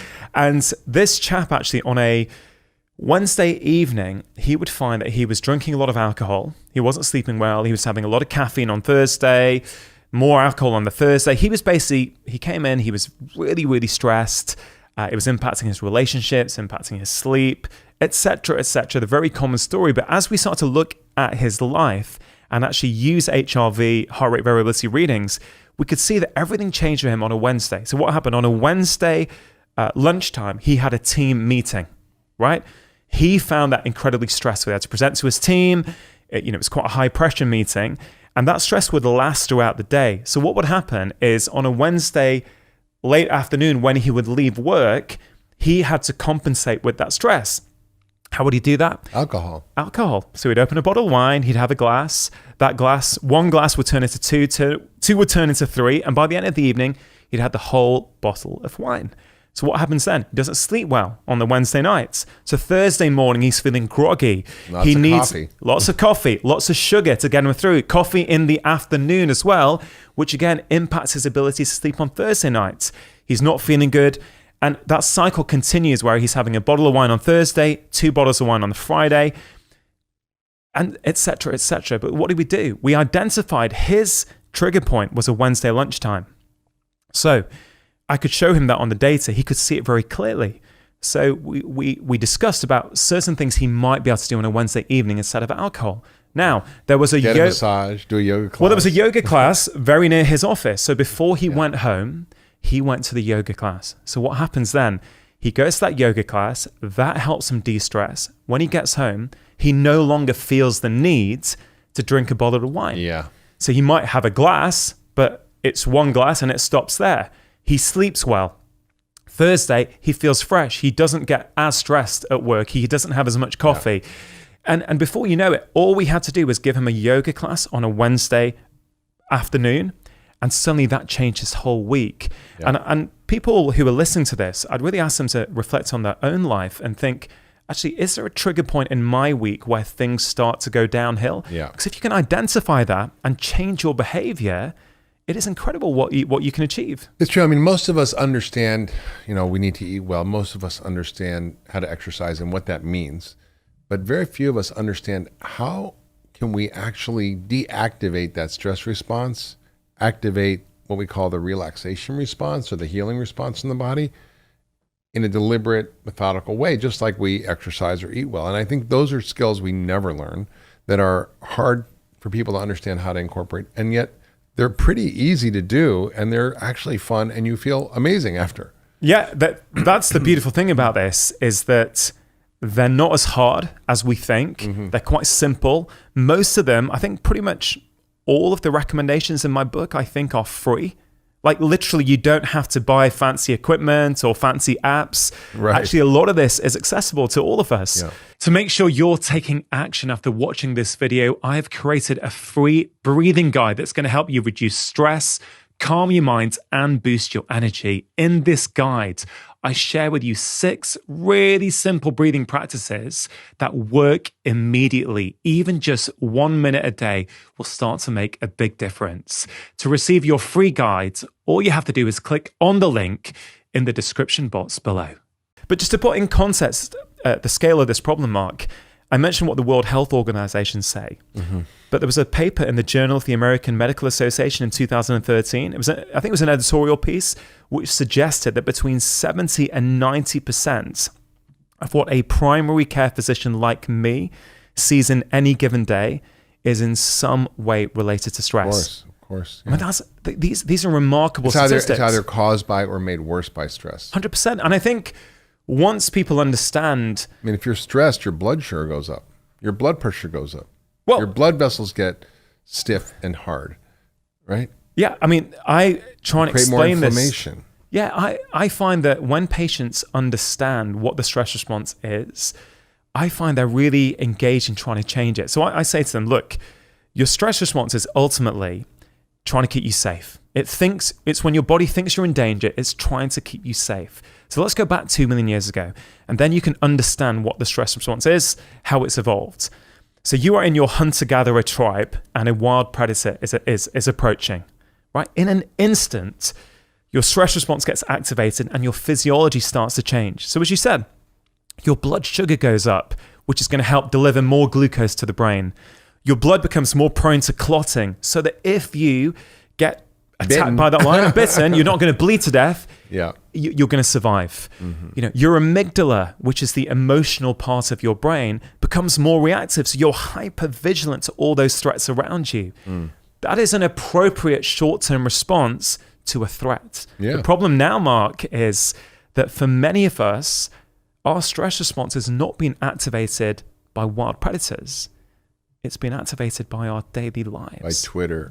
By social media, email inboxes. By CNN and Fox News. To-do lists, right? Elderly parents we're looking after.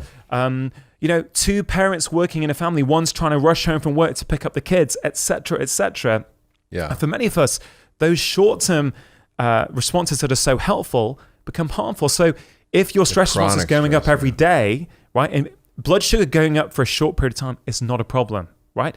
But if that's happening day in, day out to your email inbox, well, that's going to lead to fatigue, lethargy, type 2 diabetes, high blood pressure, all from the stress response. And now we have so many more stresses than we used to, right? We have the culture we live in that's stress. We have the toxic food system. We have the chronic amount of financial stress that most people feel. I think, 40% of Americans can't withstand a $500 emergency. 100 million live in poverty or near poverty, which is hugely stressful. I mean, one of the studies that I found most striking a number of years ago was that more than a poor diet, more than smoking, more than lack of exercise, that socioeconomic status and a lack of sense of control of your life, really stress, is the number one predictor of death and disease.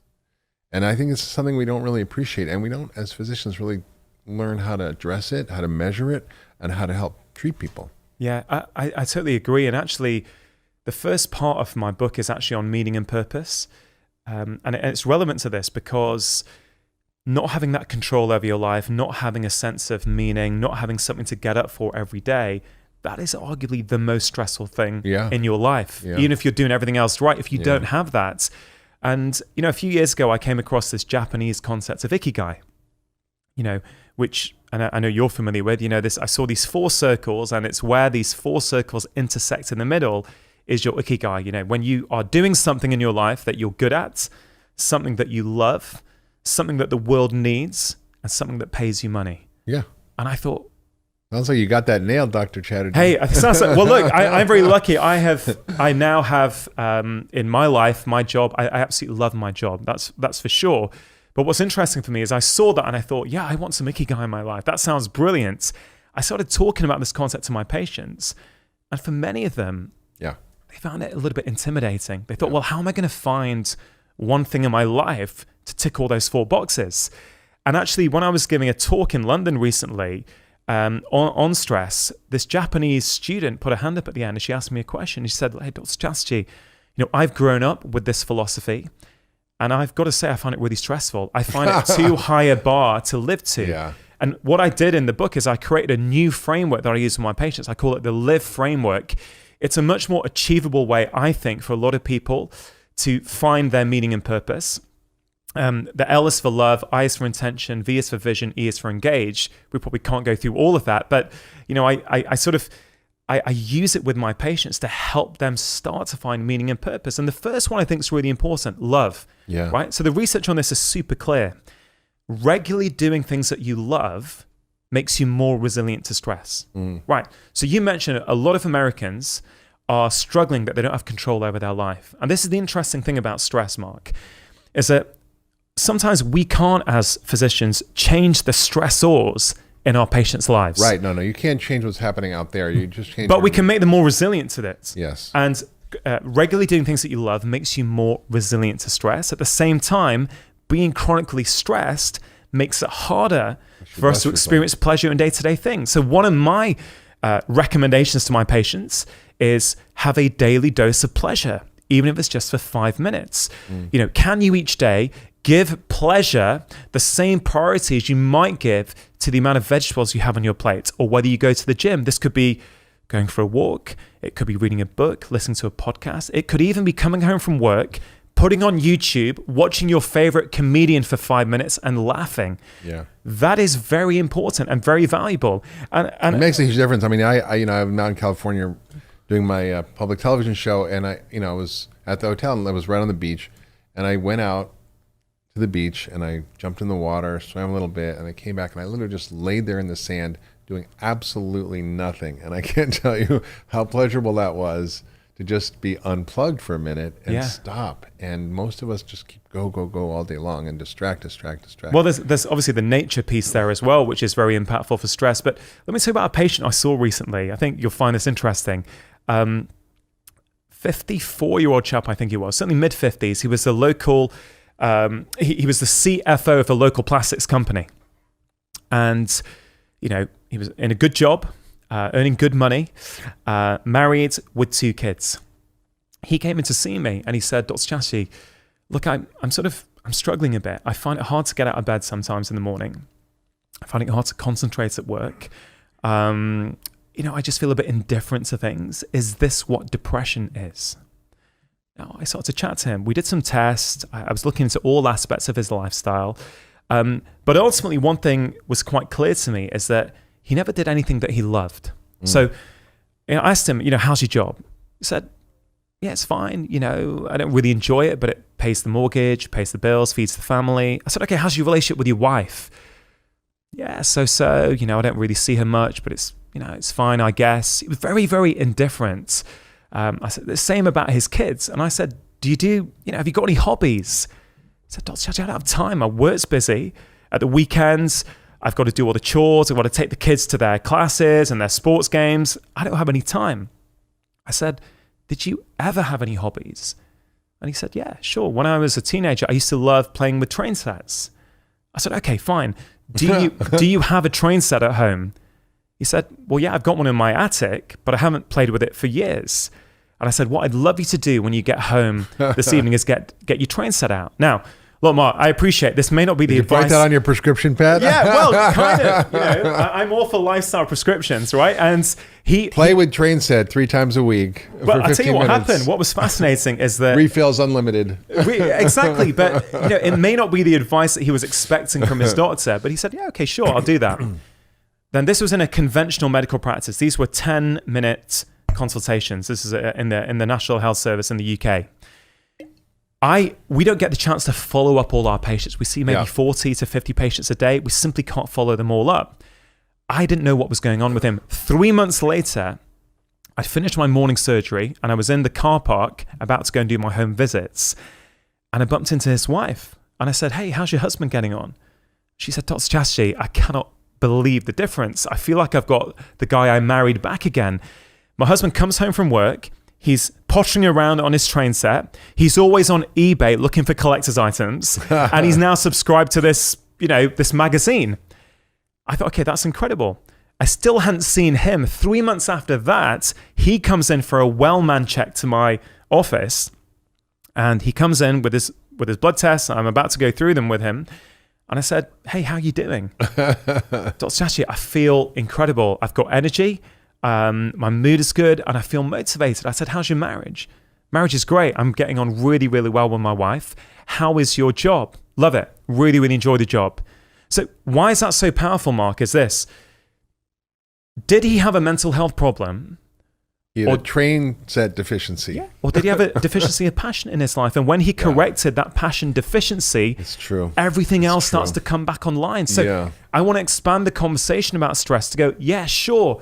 Breathing, nature, meditation, exercise, these things are fantastic. And of course, I talk about them and I go into the science and the practical implications for people. But what about something about passion, doing things that you love? Yeah. It's just as important. It's true. I often talk about what are the ingredients for health, and one of them is meaning and purpose. And I was just shocked a number of months ago to see an article in the Journal of the American Medical Association that people who lacked meaning and purpose had a higher risk of death and disease. I mean, it's just striking. It turns out in the research that it's not just smoking or bad diet or lack of exercise, but lack of meaning and purpose that increases your risk of death. I mean, that's a very striking finding. Yeah, it's amazing. And obviously the way we look at health, we're looking at all of these multiple inputs that play a role in someone's health. And of course, I'm just as passionate about food, physical activity, sleep, all these things that are critical. But we've also got to think about those social pieces, our community, the relationships we've got. Why do we get up each morning? Do we feel that we've got control over our life, or do we feel, do we sit in traffic for 2-3 hours a day in a job that we can't stand for a boss who doesn't value us? The reality is, if that is the case, we've got to have to think about with our patients how we tackle that. Of course, not all our patients can leave that job, right? So I'm passionate, and I've used these tips that the book is full of so many tips, so people can literally choose the ones that are relevant for their life. But I have worked in deprived areas in the UK for many years.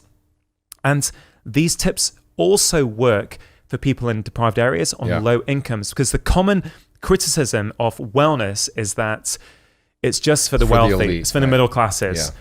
And I'm passionate to say, no, it is applicable to everyone. You give people these tools of nature, of passion, of a quick 5-minute workout.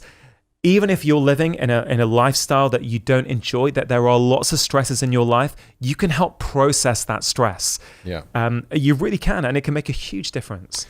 And one of the things that people don't realize is they think stress is subjective, but it's subjective, right? It's the perception of how something impacts us. It's our beliefs about something, right? So I think if that's true, then how do we sort of create a different mindset so that when something happens, it's not stressful. I was talking to my wife this morning, and, she's putting on a comedy show called The Consciousness Show. And she had some issue with the tickets, and she was getting stressed about it because she thought the one that were on the waiting list were actually given tickets, and she was kind of freaking out. And I'm like, that is not really a big stressor. I mean, it's your belief about it. It's not a big deal. Like, there are things to really be worried about. And I think for most of us, we get caught in this vicious cycle of stress and worry about things that are not really worth worrying about. And I think it's our beliefs about it that make it seem so. And I think there are real things to worry about. If you have income issues, if you have, real trauma in your family, there are real things that are going on that are stressful. Like my dad died last summer, and that was very stressful for me. But I think there are ways of looking at changing our mindset. So can you talk about how how that works? Yeah, well, I think there's a couple of things to say there. I think when it comes to stresses, I think we need to think about what we can control and what we can't control. Yeah. Many of us, I have for years spent time and energy worrying about things I have no control over. And that's something that I've changed a lot in my life. I've really had to work hard on that. And once you get into that mindset, it's amazing how your stress levels just come down, because so many of those things, like traffic, I can't do anything about traffic. I just don't let it worry me anymore. You don't get road rage, Dr. Chatterjee? Hey, you know, if I'm honest, 7-8 years ago, you know, when I was a carer for my dad, when I was working a busy job, when my kids were very young and wasn't sleeping very much, you know what? If I was driving to work and someone would come in front of me or cut me up, I'd probably get quite agitated, if I'm honest. But now I just don't. I'm like, they're probably having a bad day if they're sort of screaming at me from the window, and I'm just a lot more chilled and relaxed. I mean, you give your power over to other people if you let them affect you that way. Yeah, for sure. But it's something we have to work on. And I think the reason why many of us struggle with this is because of time. Mm-hmm. Now, I'll explain what I mean by that. I think one of the biggest stressors in the modern world today, in the 21st century, is our lack of downtime. So the modern world has stolen downtime from us. It's gradually been eroded out of our lives. I'll give you an example. We're here in Santa Monica, right, in California. I bet 10 years ago, if we were here and we went into a local cafe to buy a coffee, I bet people would be standing in line, they'd be looking around, they might bump into a friend, they might be looking at all the sweet treats, and they might be thinking, which one am I going to have? You know, they'd be daydreaming a little bit. Now, if you go to any cafe, what's everyone doing? They're on their phone, computer. Yeah. And look, to be clear, I'm not criticizing. I will do that as well a lot of the time, okay? But my point is... just lack of time. You know, it was fascinating. I just went to give a talk at the CIA, the Central Intelligence Agency. Wow. And it's a highly secure building in Langley, and there's no technology allowed. So you can't bring in a phone, computer, nothing. Not even a Fitbit. And what was striking to me is that everybody was present. I gave a lecture to 300 people and nobody was on their phone. I was in a room giving a talk to 30 or 40 doctors and health professionals. Nobody was on their phone, and everybody was focused and paying attention. It was the most remarkable thing. It was like going back on a time machine. But only a time machine of 15 years. Yeah. That's how quickly things have taken 10 years. The iPhone was 2009. Yeah, and I don't think we've realized how toxic that is. Because you may say, well, why does that matter? You know, what's the problem that we're using this downtime to get ahead? You know, we're sending an email, we're quickly updating our Instagram. Well, I'll tell you the problem with that. There's many problems with that, but we used to think that our brain went to sleep when we switched off, right? When we stopped focusing on a task in front of us, our brain went to sleep. Neuroscience shows us that's not the case. When we stop focusing on a task in front of us, there's a part of the brain called the default mode network, or the DMN, that goes into overdrive. Now, what does that part of the brain do? Well, there's many things, but two things I think listeners will find really interesting is that part of the brain helps us solve problems and helps us be more creative. So this is why so many of us get our best ideas when we're out for a walk, out for a run, or we're in the shower. I don't know if it's just me or you. I get my best ideas when I'm in the shower. Totally. When I go for a run or a bike ride and I can just wander off in my And this is head. because, Mark, our brain is trying to solve problems for us if we give it the downtime to do that. Yeah. And I think showers are one of the few places still where our phones haven't, I don't know about you, I certainly don't take my phone into the shower with me. I'm sure that will change very soon. Well, yeah, now the new phones, they go down to 4 meters underwater. So. Yeah, I mean, this is why I'm a huge fan of swimming, actually, because I think swimming is, again, one of those sports now where you can still do without technology. You know, even in the gym now, people are posting selfies of them doing their workout, updating their feed, and the DMN is a really important part of our brain. And I go into a lot of companies now to talk to them about employee well-being. And one of my top tips for them is take a tech-free lunch break. Digital detox. Even if it's just for 15 minutes, take a tech-free lunch break. And last year, actually, it was earlier this year, I made an ITV documentary on stress. And we got to take 3 or 4 people, we got to measure their stress levels minute to minute throughout the day for 3 days. And one chap in particular, he was a manager of his local company. He took his job seriously. He wanted to lead by example, but he was complaining of stress. He was complaining that he was drinking too much alcohol. His relationship with his wife was under strain, and he was always tired. Now, we measured his stress levels. It was HRV, heart rate variability, and we could see that actually on his work day, his stress levels would climb throughout the morning. At lunchtime, he would work through his lunch, and they'd keep climbing. And all afternoon as well, they were just constantly elevated. He would go home late. He would drink alcohol to unwind. He wouldn't be present with his wife. Yep. That would cause issues. He wouldn't sleep well, and the cycle would continue. All I changed with him, Mark, was I said, okay, look, I want you to take a 15-minute break at lunchtime. I want you to leave your phone in your drawer and go outside for a walk. He was very lucky he had a river nearby, and we can maybe touch on why nature's so important. So all he did was for 15 minutes at lunchtime, he went for a walk in nature without his phone. Now, when we remeasured his data, objectively, his stress levels were right down. But subjectively, what did he say? He said, Dr. Chatterjee, I feel like a different person. Yeah. I'm more creative in the afternoon. I enjoy my job more. I'm leaving early now rather than late. Not just on time, I'm leaving early. I'm drinking less alcohol, and my relationship with my wife has improved. Yeah. So this is what I call the ripple effects, right? Yeah. One small thing. It's powerful. So when we say that wellness is for the middle classes, well, hold on a minute. Who doesn't have the ability to have a 15-minute tech-free lunch break? Yeah. Right? That is free. That's not asking a lot. It's true. And I'm not trying to underplay this, but I'm very powerful. I mean, I think the whole digital detox movement's really growing. Yeah. And, for my wife, for our anniversary, I got her a little box, and I said, "Here, honey, here's your anniversary present." And she's like, "Oh, this is such a nice little box." I said, "No, that's not the present. The present is I put my phone in the box Friday night, and I don't take it out till Sunday night." And she's like, started crying. Like that was the best present I could give her, to be present with her, right? The presence of presence, right? And then I did it, and I thought, oh, this is for her, But my experience was so transformational.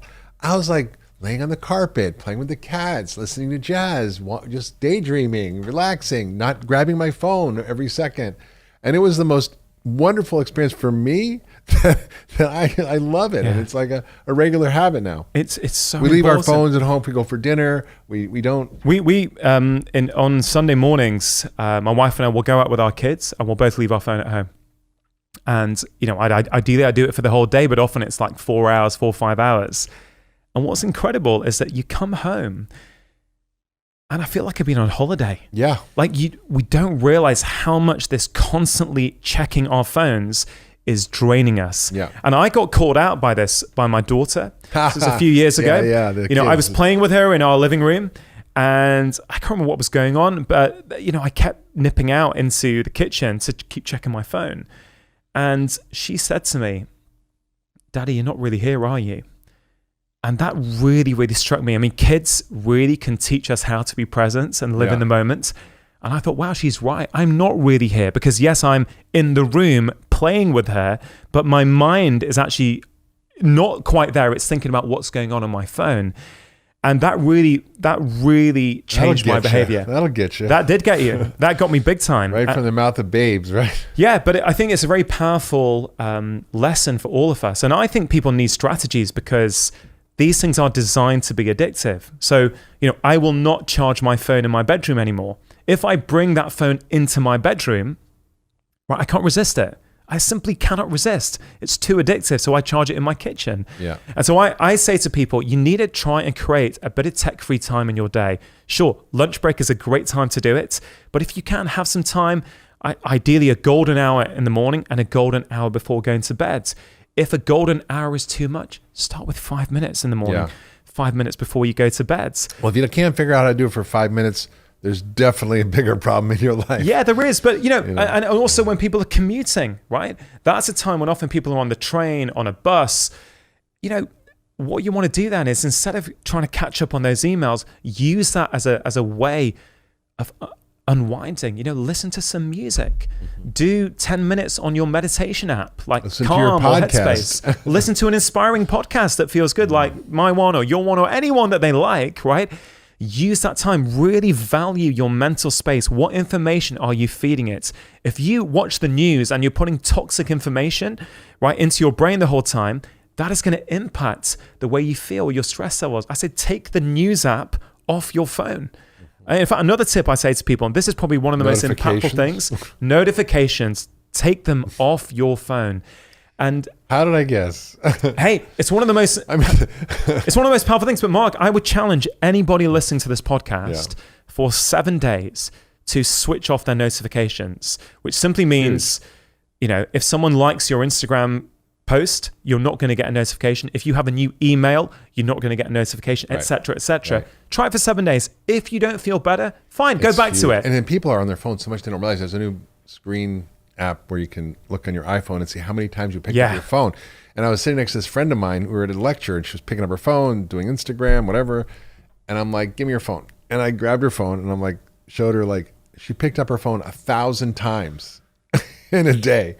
And I'm like, that is a lot of time picking up your phone. So let's talk about some of the strategies that you put in the book. You talk about the importance of a morning routine, because yes, we know the harm of stress, and we can go into that more, but I think people get it. What are the 3 M's you talk about that you can practice every morning to start your day and actually kind of get ahead of the stress?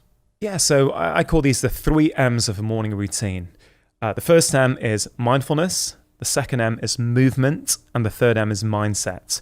So I say, look, I'm a huge fan of morning routines because they give you a period of calm in the morning that's just going to make you a bit more resilient to cope with those stresses that will come up in your day. It's not if they're going to come up, they will come up. But I think the 3 M's provides a very valuable structure to help you think about what are you going to put into your morning routine. And it works if you have an hour in the morning, it works beautifully well. If you only have 5 minutes, like some of my patients, it can still work really well. So the first M, mindfulness, can be meditation. It can be breathing. It can be a practice of mindfulness. Whatever you want can go under that umbrella of mindfulness. I personally, currently I'm doing the Calm Meditation app. So first thing when I get up in the morning, I'm plugging into the Calm Meditation app. I put my phone on airplane mode so I can't see any of the incoming noise that might be on there. And I do 10 or 15 minutes meditation. Some days, Mark, I hit the zone and I feel really, really calm. Other days, I just go through my to-do list. But what I've learned to do is not beat myself up about it on those days where I'm going through my to-do list. I'm accepting that, hey, you know what, my mind's a little bit busy today. That's okay. Whereas even 18 months ago, I would get slightly frustrated. Oh, I can't switch my mind off. I can't clear my mind. So I think that's a great practice for people to do. Then I move on to movement. Again, movement can be anything depending on what you like. I do a lot of hip stretches, maybe some yoga moves, maybe some workouts on a step, maybe some press-ups, whatever I feel like for 5 or 10 minutes. That is all I do. And then I'll move on to mindset. So mindset can be anything to put you in a positive frame of mind. So it could be reading a book that you find very uplifting for a few minutes with a cup of tea in the morning. It could be doing affirmations. And actually, like many people listening, I've got young kids, right? So my daughter, who's currently 6, has a 6th sense when daddy is up, right? So I try and get up before them and get my morning routine done, but she can sense when I'm downstairs doing it. And often she'll creep down in. Often it's in my second M, in my movement, which is fine because she just does the movement with me. But if she's there with me for the third M, which is mindset, I'll do affirmations with her. So we'll sit there together. I'll hold her hand. She'll hold my hand. And we will say for about 2 minutes, I'm happy, I'm calm, I'm stress-free. I'm happy, I'm calm, I'm stress-free. And we'll just repeat that for 2 minutes. And at the end of those 2 minutes, she's got the most beautiful smile on her face. I feel totally relaxed and calm. And that calm continues throughout the day. Yeah.